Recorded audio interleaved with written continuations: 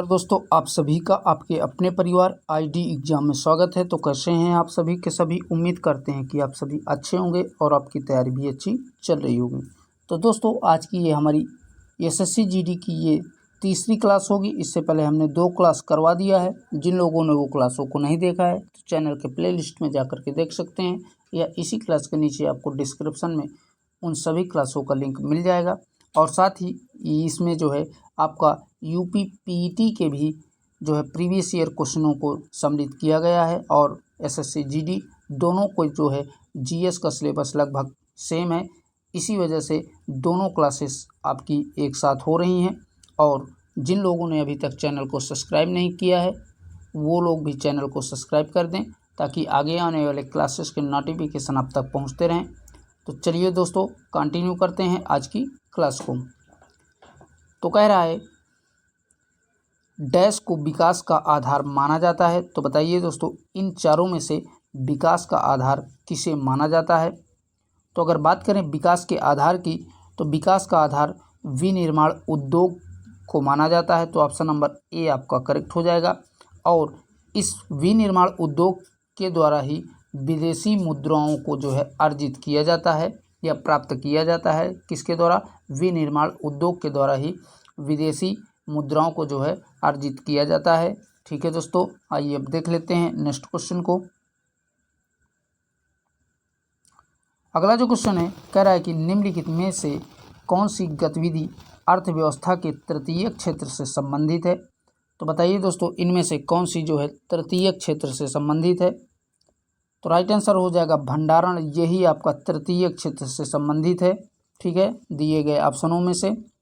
आइए बढ़ते हैं अगले क्वेश्चन की ओर। क्वेश्चन कह रहा है भारत में बेरोजगारी को निम्नलिखित द्वारा निर्धारित विधियों पर मापा जाता है।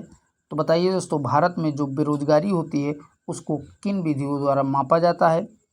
तो राइट आंसर हो जाएगा राष्ट्रीय नमूना सर्वेक्षण संगठन के तहत जो है भारत में बेरोजगारी को मापा जाता है। तो ऑप्शन नंबर सी आपका करेक्ट हो जाएगा। और बता दें भारत में रोजगार और बेरोजगारी का डेटा NSSO द्वारा तैयार किया जाता है या एकत्र किया जाता है। तो याद रखिएगा किसके द्वारा? NSSO के द्वारा जो है भारत में बेरोजगारी और रोजगार के डेटा को जो है एकत्र किया जाता है। ठीक है दोस्तों, आइए अब देख लेते हैं नेक्स्ट क्वेश्चन को। क्वेश्चन कह रहा है आयात से अधिक निर्यात के परिणाम स्वरूप व्यापार डैश होता है। तो बताइए दोस्तों आयात के परिणाम स्वरूप जो है निर्यात का परिणाम स्वरूप क्या होता है। तो राइट आंसर बनेगा ऑप्शन नंबर ए अधिशेष होता है। यानी कि आयात से अधिक निर्यात के परिणाम स्वरूप व्यापार अधिशेष होता है। यही इसका सही जवाब हो जाएगा। आइए देखते हैं नेक्स्ट क्वेश्चन को। क्वेश्चन से राष्ट्रीय कृषि और ग्रामीण विकास बैंक पूर्ण रूप से किसके स्वामित्व में है। तो बताइए दोस्तों राष्ट्रीय कृषि और ग्रामीण विकास बैंक किसके स्वामित्व में पूर्ण रूप से है। तो राइट आंसर बनेगा ये जो है भारतीय रिजर्व बैंक के स्वामित्व में है। तो ऑप्शन नंबर ए आपका करेक्ट हो जाएगा। ठीक है दोस्तों, आइए अब देखते हैं अगले क्वेश्चन को। क्वेश्चन कह रहा है भारतीय प्रतिभूति और विनिमय बोर्ड अर्थात सेबी की पहली प्रमुख महिला कौन बनी। तो बताइए दोस्तों सेबी की प्रमुख महिला कौन बनी थी। तो राइट आंसर हो जाएगा माधवीपुरी बुच जो है यही सेबी की पहली प्रमुख महिला बनी थी। तो ऑप्शन नंबर सी आपका करेक्ट हो जाएगा। और बात करें अगर सेबी की स्थापना की, तो इसकी स्थापना 12 अप्रैल 1992 में की गई थी। कब दोस्तों? 12 अप्रैल 1992 को इसकी स्थापना सेबी की गई थी। और अगर इसके मुख्यालय की बात करें तो इसका मुख्यालय मुंबई में स्थित है। कहाँ पर दोस्तों? इसका मुख्यालय मुंबई में स्थित है। तो सारे के सारे फैक्ट याद रखिएगा। आइए अब देखते हैं अगले क्वेश्चन को। नेक्स्ट है यदि ऋण जोखिम संपार्श्विक द्वारा समर्थित है तो इसे डैश कहा जाता है। तो बताइए दोस्तों यदि ऋण जोखिम जो है पार्श्विक द्वारा समर्थित है तो इसको क्या कहा जाता है। तो राइट आंसर हो जाएगा इसे जो है सुरक्षित क्रेडिट कहा जाता है। तो ऑप्शन नंबर सी आपका करेक्ट हो जाएगा। आइए अब दोस्तों बढ़ते हैं अगले क्वेश्चन की ओर। अगला है, भारत में कार्यकाल आबादी में डैश के लोग शामिल नहीं होते हैं। तो बताइए दोस्तों, भारत में कार्यकाल आबादी में कितने वर्ष के लोग शामिल नहीं होते हैं? तो राइट आंसर हो जाएगा 14 वर्ष से कम या 14 वर्ष की उम्र तक के लोग जो है इसमें शामिल नहीं होते हैं। ठीक है दोस्तों, आइए अब देखते हैं नेक्स्ट क्वेश्चन को। क्वेश्चन कह रहा है, डैश का संक्षिप्त नाम नीति है। तो बताइए दोस्तों, इनमें से किसका नाम संक्षिप्त नाम जो है नीति है? तो राइट आंसर हो जाएगा ऑप्शन नंबर ए करेक्ट हो जाएगा। इंपॉर्टेंट क्वेश्चन है। National institute for transforming India का जो है शॉर्टकट नाम नीति है। तो ऑप्शन नंबर ए आपका करेक्ट हो जाएगा। ठीक है दोस्तों, याद रखिएगा। और अगर इसकी स्थापना की बात करें तो इसकी स्थापना 1 जनवरी 2015 को हुई थी। कब दोस्तों? 1 जनवरी 2015 को हुई थी। और अगर इसके मुख्यालय की बात करें तो इसका मुख्यालय जो है नई दिल्ली में स्थित है। कहाँ पर? नई दिल्ली में इसका मुख्यालय स्थित है। तो सारे के सारे फैक्ट याद रखिएगा। इसकी स्थापना 1 जनवरी 2015 को हुई थी और इसका फुल फॉर्म होता है national institute for transforming India और इसका मुख्यालय जो है नई दिल्ली में स्थित है। ठीक है दोस्तों, अगला जो क्वेश्चन है कह रहा है कि जल का विद्युत अपघटन किसका एक उदाहरण है? तो बताइए दोस्तों, जो जल का विद्युत अपघटन होता है वह किसका उदाहरण है? तो राइट आंसर हो जाएगा ऑप्शन नंबर बी, वियोजन अभिक्रिया का यह उदाहरण है, जल का विद्युत अपघटन। और बता दें, वियोजन अभिक्रिया की अगर बात करें तो वियोजन अभिक्रिया जब कोई पदार्थ किसी अभिक्रिया के बाद 2 या 2 से अधिक जो है उत्पाद प्रदान करता है तो वहाँ पर वियोजन अभिक्रिया होती है। तो याद रखिएगा, जब कोई अभिक्रिया में 2 या 2 से अधिक उत्पाद प्राप्त होते हैं या मिलते हैं तो वहाँ पर वियोजन अभिक्रिया कहलाती है। ठीक है दोस्तों, आइए अब देख लेते हैं नेक्स्ट क्वेश्चन को। अगला जो क्वेश्चन है कह रहा है कि एक ऐसे तत्व की पहचान करें जो तीसरे आवर्त से संबंधित नहीं है। तो बताइए दोस्तों, इनमें से कौन सा ऐसा तत्व है जो तीसरे आवर्त से संबंधित नहीं है? तो राइट आंसर हो जाएगा ब्रोमीन, यही आपका तीसरे आवर्त से संबंधित नहीं है। बाकी आपके फास्फोरस, सिलिकॉन, आर्गन ये सारे के सारे तीसरे आवर्त से संबंधित हैं। ठीक है दोस्तों, चलिए देखते हैं अगले क्वेश्चन को। अगला जो क्वेश्चन है कह रहा है कि किसी कोष में भरे जा सकने वाले इलेक्ट्रॉनों की अधिकतम संख्या डैश द्वारा निर्धारित की जाती है, जहां n कोषों की संख्या है। तो बात करें क्वांटम संख्याओं की, तो क्वांटम संख्या चारों क्वांटम संख्याएं पाउली के जो है नियमानुसार भरी जाती हैं, जिसमें 2n⁻² होती हैं इलेक्ट्रॉनों की संख्या। तो ऑप्शन नंबर ए आपका करेक्ट हो जाएगा। ठीक है दोस्तों, चलिए अब देखते हैं नेक्स्ट क्वेश्चन को। क्वेश्चन कह रहा है, निम्नलिखित में से आयस्क धातु की कौन सी जोड़ी गलत है? तो बताइए दोस्तों, इनमें से कौन सी जोड़ी गलत दी हुई है आयस्क की? पहला कह रहा है गैलीना सीसा, ये आपका सही दिया हुआ है। दूसरा कह रहा है बोर्मोनाइट कॉपर, ये भी आपका सही दिया है। तीसरा कह रहा है सिनेबार निकिल, ये आपका गलत दिया हुआ है। और लास्ट कह रहा है मैग्नेटाइट लोहा।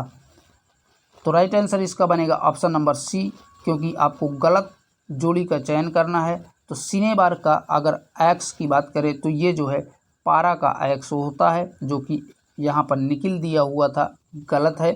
ठीक है दोस्तों, चलिए अब देख लेते हैं नेक्स्ट क्वेश्चन को। अगला जो क्वेश्चन है कह रहा है कि उसे अम्ल की पहचान कीजिए जो जिंक को सल्फेट में परिवर्तित करता है। तो बताइए दोस्तों, कौन सा ऐसा अम्ल है जो जिंक को सल्फेट में परिवर्तित करने का कार्य करता है? तो राइट आंसर बनेगा सल्फ्यूरिक अम्ल, जो है जिंक को सल्फेट में जो है बदलने का काम करता है।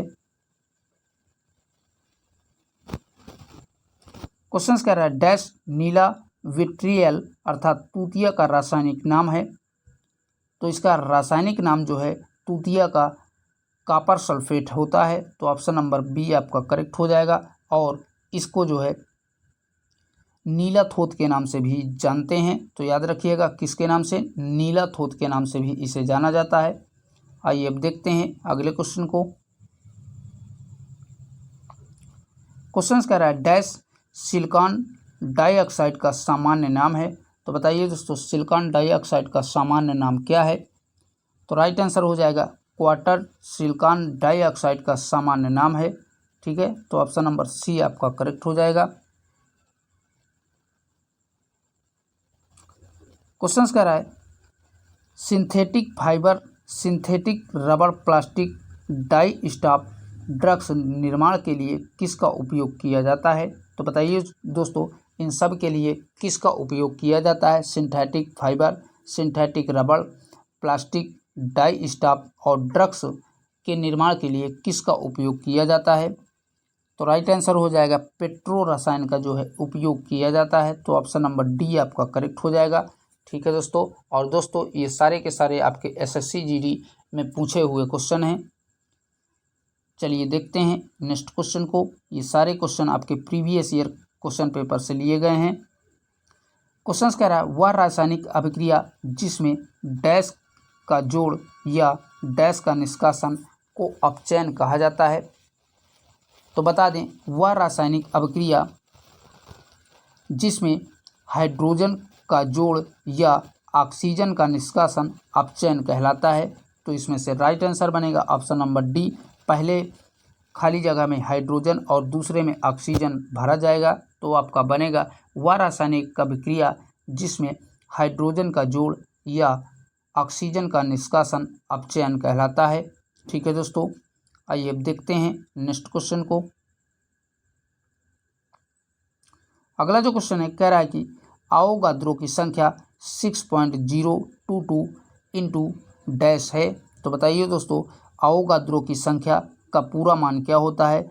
यहाँ पर आपका दिया है 6.022 गुणे, तो बताइए अब आगे क्या होना चाहिए। तो इसमें होगा 10 की पावर 23 जो है ये आपकी अवोगाद्रो संख्या होती है। तो राइट आंसर बनेगा ऑप्शन नंबर बी करेक्ट हो जाएगा। 10 की पावर 23 ये आपकी 6.022 गुणे 10 की पावर 23 ये आपकी अवोगाद्रो संख्या है। और बता दें अवोगाद्रो का नियम गैस से संबंधित है। ठीक है, किससे, गैसों से संबंधित यह नियम है अवोगाद्रो का।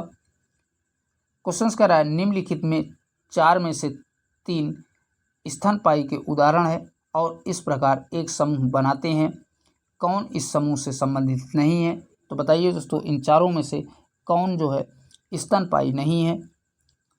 तो राइट आंसर बनेगा ऑप्शन नंबर ए करेक्ट हो जाएगा। पेंगुइन ये जो है आपका स्तनपायी नहीं है। ठीक है दोस्तों, और बाकी आपके कंगारू, फ्लाइंग प्लेटिपस ये सभी के सभी स्तनपायी हैं। आइए अब देख लेते हैं अगले क्वेश्चन को। क्वेश्चन करा पत्तियों की कोशिकाओं में आप लवक कहाँ पाएंगे। तो बताइए दोस्तों जो पत्तियाँ होती हैं उनमें कोशिकाओं में लवक कहाँ पर पाए जाते हैं। तो राइट आंसर हो जाएगा पत्तियों में कोशिकाओं में लवक कोशिका द्रव्य में पाए जाते हैं। तो ऑप्शन नंबर बी आपका करेक्ट हो जाएगा। ठीक है दोस्तों, और बात करें पादप कोशिका की खोज की, तो पादप कोशिका की खोज जो है 1665 में रॉबर्ट हुक के द्वारा किया गया था। किसके द्वारा, 1665 में रॉबर्ट हुक के द्वारा जो है पादप कोशिका की खोज की गई थी। इंपॉर्टेंट है, याद रखिएगा, ये भी कभी कभी पूछ लेता है। आइए अब देख लेते हैं नेक्स्ट क्वेश्चन को। क्वेश्चन कह रहा है साइक्लोस्टोमेटा जबड़े रहित डैश होते हैं। तो बताइए दोस्तों साइक्लोस्टोमेटा जबड़े रहित क्या होते हैं। तो राइट आंसर बनेगा कशेरुकी होते हैं। तो ऑप्शन नंबर डी आपका करेक्ट हो जाएगा। ठीक है दोस्तों, आइए बढ़ते हैं नेक्स्ट क्वेश्चन की ओर। अगला जो क्वेश्चन है कह रहा है कि खाद्य गाइड पिरामिड के शीर्ष पर क्या आता है। तो बताइए दोस्तों खाद्य गाइड पिरामिड के शीर्ष पर क्या आता है। तो राइट आंसर हो जाएगा इसमें जो है वसा और शर्करा आता है। तो ऑप्शन नंबर ए आपका करेक्ट हो जाएगा। ठीक है दोस्तों, चलिए अब देख लेते हैं नेक्स्ट क्वेश्चन को। क्वेश्चन कह रहा है यह दुनिया भर के सभी प्रकार के कंप्यूटरों को जोड़ता है, यह किस प्रकार के कंप्यूटरों को जोड़ता है, यह किस संचार तकनीकी की बात की जा रही है। तो बताइए दोस्तों, इसमें जो है कौन से संचार तकनीक की बात की जा रही है जो सभी कंप्यूटरों को जोड़ने का काम करता है। तो राइट आंसर बनेगा ऑप्शन नंबर बी, इंटरनेट की बात की जा रही है। तो ऑप्शन नंबर बी आपका करेक्ट हो जाएगा। ठीक है दोस्तों, आइए बढ़ते हैं अगले क्वेश्चन की ओर। एक बार आप सभी से रिक्वेस्ट है कि क्लास को ज़्यादा से ज़्यादा अपने दोस्तों में शेयर कर दीजिए। क्वेश्चन कह रहा है तेल का वनस्पति में रूपांतरण क्या कहलाता है। तो बताइए जो दोस्तों, जो तेल का वनस्पति में रूपांतरण होता है उसे हम क्या कहते हैं। तो राइट आंसर बनेगा, उसे हम हाइड्रोजनीकरण के नाम से जानते हैं। तो ऑप्शन नंबर ए आपका करेक्ट हो जाएगा। चलिए देखते हैं नेक्स्ट क्वेश्चन को। अगला है, निम्न में से कौन सा बुलिमिया का सबसे अच्छा वर्णन करता है। तो बताइए दोस्तों, इनमें से कौन सा ऐसा ऑप्शन है जो बुलिमिया का सबसे अच्छा वर्णन करता हो। तो राइट आंसर बनेगा खाने संबंधी विकार, यही जो है बुलिमिया का सबसे अच्छा उदाहरण है। तो ऑप्शन नंबर बी आपका करेक्ट हो जाएगा। ठीक है दोस्तों, अगला जो क्वेश्चन है कह रहा है कि निम्नलिखित में से किसने वंदे मातरम गीत लिखा था। तो बताइए दोस्तों, आप सभी को पता होगा कि वंदे मातरम गीत किसके द्वारा लिखा गया है। तो यह जो है बंकिम चंद्र चट्टोपाध्याय द्वारा लिखा गया है। तो ऑप्शन नंबर सी आपका करेक्ट हो जाएगा।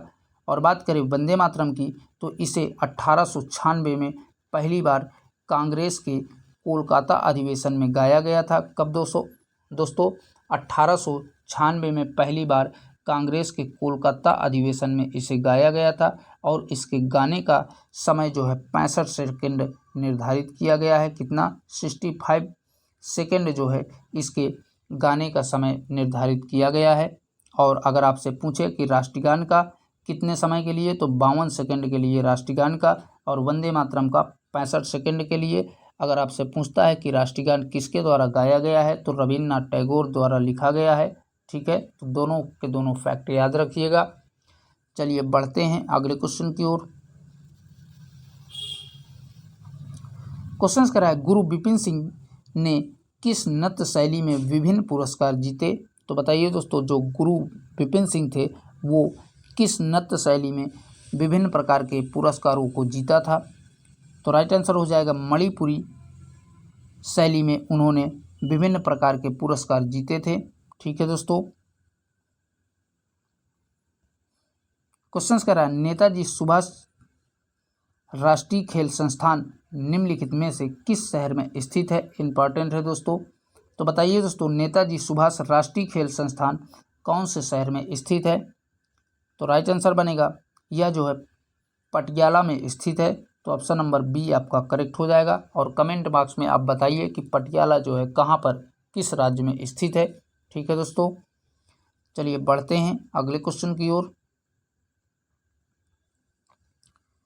क्वेश्चन है, बैडमिंटन एकल में खेल की शुरुआत 0-0 और जब सर्वर का स्कोर कम होता है तो सर्वर कोर्ट के किस तरफ से सर्वे करता है। तो बताइए दोस्तों, जब सर्वर का स्कोर कम होता है तो सर्वर कोर्ट किस तरफ से सर्वे करता है। मोस्ट इम्पॉर्टेंट है। तो राइट आंसर हो जाएगा, जब स्कोर कम होता है तो सर्वर नहीं किया जा सकता है। तो ऑप्शन नंबर डी आपका करेक्ट हो जाएगा। ठीक है दोस्तों, आइए अब देख लेते हैं अगले क्वेश्चन को।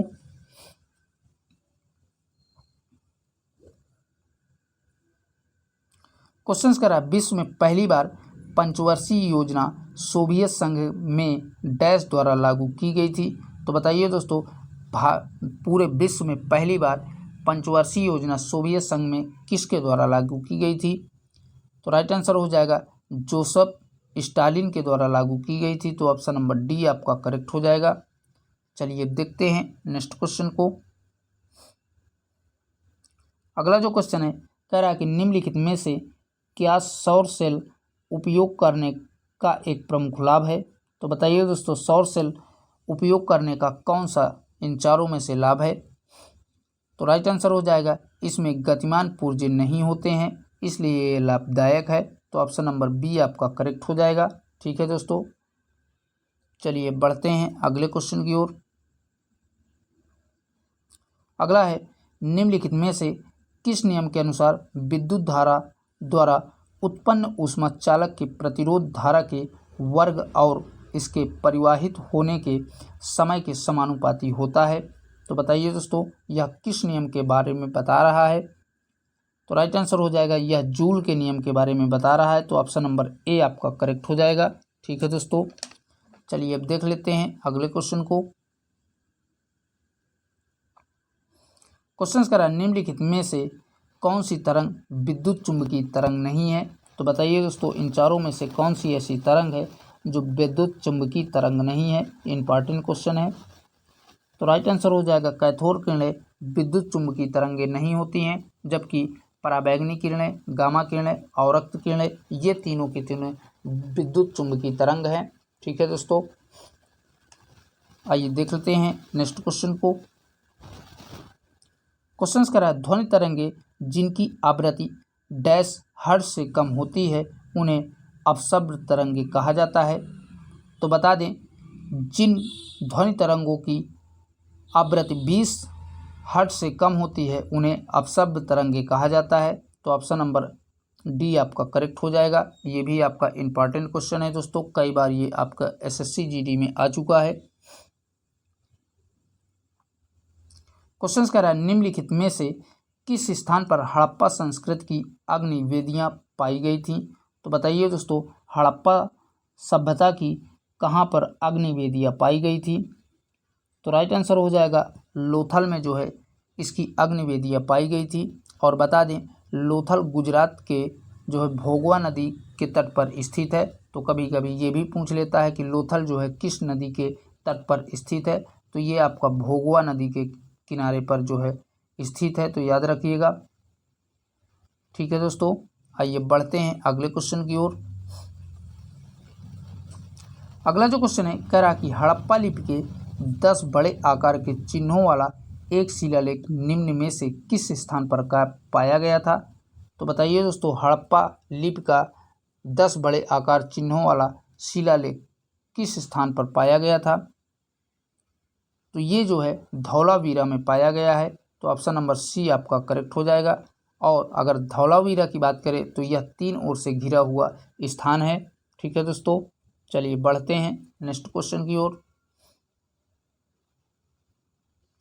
क्वेश्चन कह रहा है, हड़प्पा स्थलों पर निम्नलिखित में से मिली वस्तुओं में से कौन सी वस्तुएं को इंजीनियर आज के पाकिस्तान के पंजाब में पहली रेलवे लाइनों का निर्माण करने के लिए ले गए थे? तो बताइए दोस्तों, हड़प्पा सभ्यता में मिली वस्तु को जो है इंजीनियरों द्वारा पाकिस्तान के रेलवे लाइनों में प्रयोग करने के लिए जो है कौन सी वस्तु लिया गया था? तो राइट आंसर हो जाएगा, वहाँ की ईंटों का उपयोग रेलवे लाइन में किया गया था। ठीक है दोस्तों, चलिए बढ़ते हैं अगले क्वेश्चन की ओर। क्वेश्चन कह रहा है, सिंधु नदी घाटी सभ्यता के घरों के कमरे आमतौर पर एक डैश के आसपास बने होते थे। तो बताइए दोस्तों, जो सिंधु घाटी सभ्यता के घरों के कमरे थे वो किसके आसपास बने होते थे? तो राइट आंसर हो जाएगा, ये आंगन के आसपास बने होते थे। ठीक है दोस्तों, चलिए बढ़ते हैं नेक्स्ट क्वेश्चन की ओर। क्वेश्चन है, हड़प्पा कालीन स्थल रंगपुर भारत के वर्तमान राज्य में स्थित है। तो बताइए दोस्तों, रंगपुर भारत के वर्तमान किस राज्य में स्थित है? तो आप सभी को पता होगा कि यह जो है गुजरात राज्य में स्थित है। तो ऑप्शन नंबर बी आपका करेक्ट हो जाएगा। और बात करें इसकी खुदाई की, तो इसकी खुदाई जो है 1953 में रंगनाथ राव के द्वारा की गई थी। कब दोस्तों? 1953 में रंगनाथ राव के द्वारा जो है इसकी रंगपुर की खुदाई करवाई गई थी। चलिए देखते हैं नेक्स्ट क्वेश्चन को। क्वेश्चन कह रहा है, अनेक विद्वान ऐसा मानते हैं कि टिग्रिस यूफ्रेटस घाटी के मेसोपोटामियाई लोग सिंधु घाटी सभ्यता को डैश कहते थे। तो बताइए दोस्तों, यूक्रस घाटी के मेसोपोटामियाई लोग जो है सिंधु घाटी सभ्यता को किस नाम से बुलाते थे? तो राइट आंसर हो जाएगा, वे जो है इसे मेहुला के नाम से जानते थे। तो ऑप्शन नंबर बी आपका करेक्ट हो जाएगा। ठीक है दोस्तों, चलिए देख लेते हैं नेक्स्ट क्वेश्चन को। अगला जो क्वेश्चन है कह रहा है कि वैदिक कालीन चतुराश्रम व्यवस्था के अनुसार पारंपरिक अवधि के लिए निम्न में से किस पद का प्रावधान किया गया है? तो बताइए दोस्तों, इनमें से कौन से पद का प्रावधान किया गया है चतुराश्रम व्यवस्था के अनुसार? तो राइट आंसर हो जाएगा गृहस्थ पद का प्रावधान किया गया है। तो ऑप्शन नंबर डी आपका करेक्ट हो जाएगा। ठीक है दोस्तों, आइए अब देख लेते हैं नेक्स्ट क्वेश्चन को। क्वेश्चन कह रहा है निम्नलिखित में से कौन सा उपवेद ऋग्वेद से संबंधित है? तो बताइए दोस्तों, इन चारों में से कौन सा ऐसा उपवेद है जो ऋग्वेद से संबंधित है? तो राइट आंसर हो जाएगा आयुर्वेद, यही जो है ऋग्वेद से संबंधित है। और बता दें मुख्य रूप से आयुर्वेद अथर्ववेद का उपवेद है, ठीक है, लेकिन इसका जो है उल्लेख ऋग्वेद में भी मिलता है। तो दोनों के दोनों याद रखिएगा, किसमें? अथर्ववेद और ऋग्वेद, जो आपको ऑप्शंस में मिल जाए दोनों में से एक लगा दीजिएगा, दोनों एक साथ कभी नहीं मिलेंगे। ठीक है दोस्तों, चलिए बढ़ते हैं नेक्स्ट क्वेश्चन की ओर। क्वेश्चन कह रहा है वेद ऋषि कपिल का संबंध भारतीय दर्शन के किस संप्रदाय से था? तो बताइए दोस्तों, वेद ऋषि कपिल का संबंध भारतीय दर्शन के किस संप्रदाय से था? तो राइट आंसर हो जाएगा ऑप्शन नंबर सी, सांख्य संप्रदाय से था कपिल ऋषि कपिल का संबंध। ठीक है दोस्तों, चलिए बढ़ते हैं अगले क्वेश्चन की ओर।